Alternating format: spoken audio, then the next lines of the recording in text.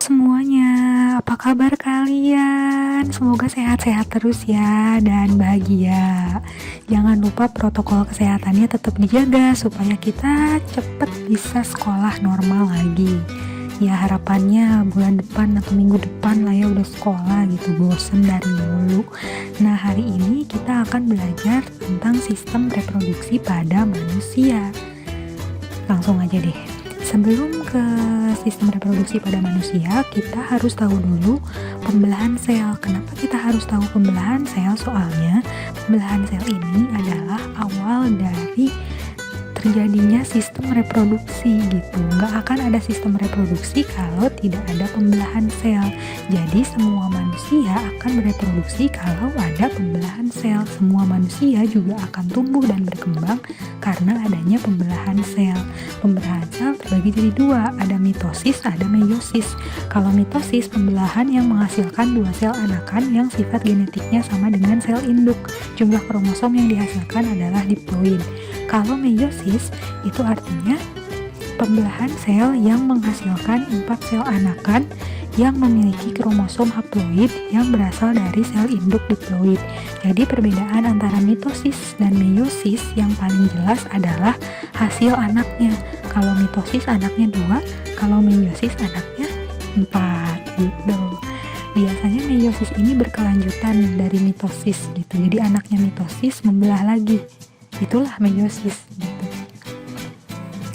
Nah, itu perbedaan antara mitosis sama meiosis. Sekarang kita belajar tahapan-tahapan yang terjadi pada pembelahan mitosis. Ada profase, terus yang kedua ada metafase, yang ketiga anafase, yang keempat telofase.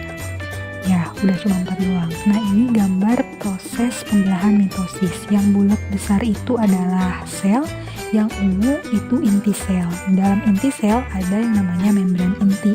Nah, saat profase, membran intinya mulai rusak dan menjadi kromosom. Terus di tahap metafase, nanti kromosomnya itu berjejer dari atas ke bawah dan gelendung-gelendung pembelahannya juga mulai berpisah dari ke kiri sama ke kanan.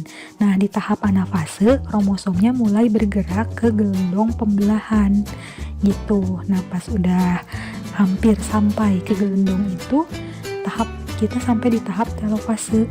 Nah, kromosomnya akan mulai membentuk lagi menjadi membran inti. Jadi deh sel anakan yang ada 2. Jadi itulah tahap mitosis, mulai dari profase sampai telofase. Diingat gambar-gambarnya, siapa tahu ada ya. Setelah ini kita belajar tahapan-tahapan yang ada di pembelahan secara meiosis. Nah, kalau di tahapan meiosis itu ada 2 tingkatan. Jadi tingkat yang pertama itu hampir sama kayak mitosis, terus tingkatan yang kedua juga hampir sama kayak mitosis, cuman beda dikit lah, nanti kalian tahu. Nah, ini adalah tahapan yang terjadi pada tingkat pertama. Nama-namanya sama persis ya kayak mitosis tadi. Terus jalan cerita setiap tahapan ini juga sama. Awalnya si kromatinnya ini bakal barengan dan bakal rusak, terus nanti pindah ke sisi kiri kanan. Nah, yang ini adalah tahap yang kedua, tingkatan yang kedua. Nama-namanya sama kayak mitosis, terus jalan ceritanya juga hampir sama kayak mitosis tadi. Tapi akhirnya anaknya menjadi 4. Jadi anak yang dihasilkan dari tingkatan yang pertama nanti membelah lagi. Jadi punya anak, satu orang tuh punya anak 2 gitu. Sekarang kita lanjut ke sistem reproduksi pada manusia. Ini sistem reproduksi pada laki-laki dulu. Oke, yang pertama. Nah, sistem reproduksi pada laki-laki ini kita bagi jadi 2. Yang pertama itu sistem reproduksi laki-laki pada bagian luar dan sistem reproduksi laki-laki pada bagian dalam. Bagian luar terdiri dari penis sama skrotum, bagian dalam terdiri dari testis, epididymis, vas deferens, uretra, dan kelenjar reproduksi. Sekarang kita belajar bagian dalam dulu. Nah, ini adalah gambar sistem reproduksi pada laki-laki kalau dilihat dari samping. Nah, kalau bagian dalam sistem reproduksi laki-laki tadi masih inget nggak ada apa aja? Yes, ada penis, sama satu lagi ada skrotum. Kalau penis ini bagian luar dari atas sampai ke bawah yang fungsinya sebagai saluran urin dan sperma. Ingat bagian luarnya aja ya, bukan bagian dalam. Terus kalau skrotum itu yang bentuknya kayak kantung, dia fungsinya untuk melindungi dan menjaga suhu testis. Lucu ya bentuknya skrotum ini. Oke, setelah ini kita lanjut ke sistem reproduksi pada laki-laki bagian dalam. Ada apa aja? Masih inget nggak? Yang pertama itu ada testis. Testis jumlahnya ada 2 pasang. Ya, 2 buah sepasang gitu. Fungsinya buat menghasilkan sperma dan hormon testosteron. Apa itu sperma sama hormon testosteron? Sperma artinya adalah sel kelamin laki-laki. Kalau hormon testosteron itu hormon istimewa yang dimiliki laki-laki yang bisa merangsang perubahan fisik pada laki-laki saat pubertas gitu. Setelah testis, bagian dalam sistem reproduksi pada laki-laki ada apa lagi? Ayo. Yap, ada epididymis, saluran yang keluar dari testis, jadi yang nemplok di atas telurnya itu fungsinya sebagai tempat penyimpanan sperma sementara. Selain itu, epididymis juga tempat pematangan sperma ya. Nah, setelah epididymis ada juga yang namanya vas deferens. Vas deferens ini fungsinya untuk menghubungkan epididymis sama uretra, tepatnya saluran yang memanjang ke atas sampai ke urinary bladder dan ureter.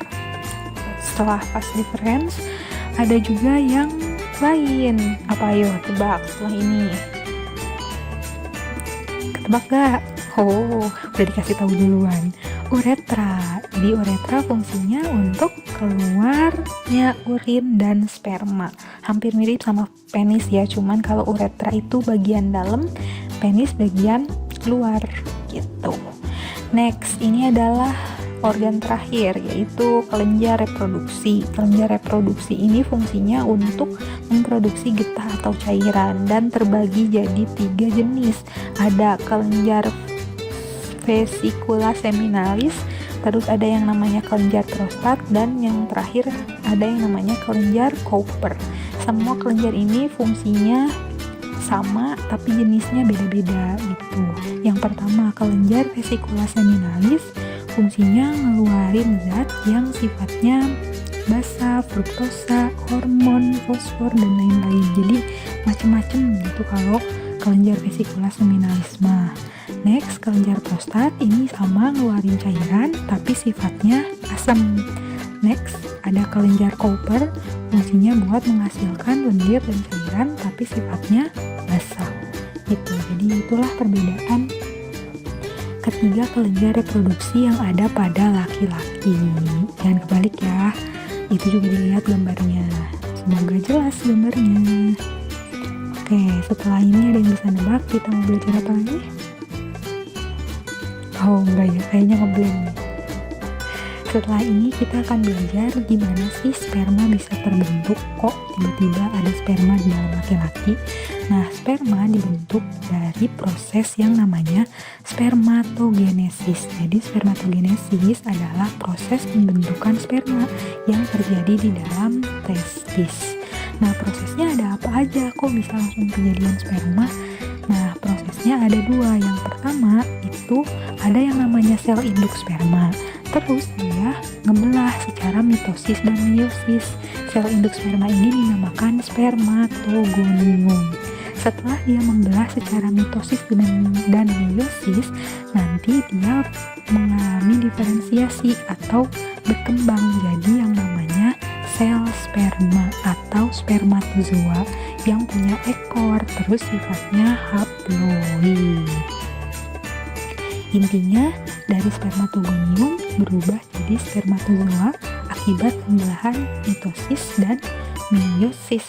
Nah, ini gambarannya, dimulai dari spermatogonium sampai spermatozoa. Gitu, lucu ya. Kayak apa nih? Kayak kecebong. Mirip. Jangan salvo.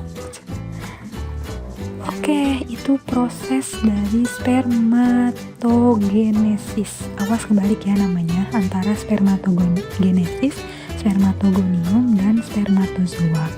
Akhirnya kita selesai juga sampai di sini.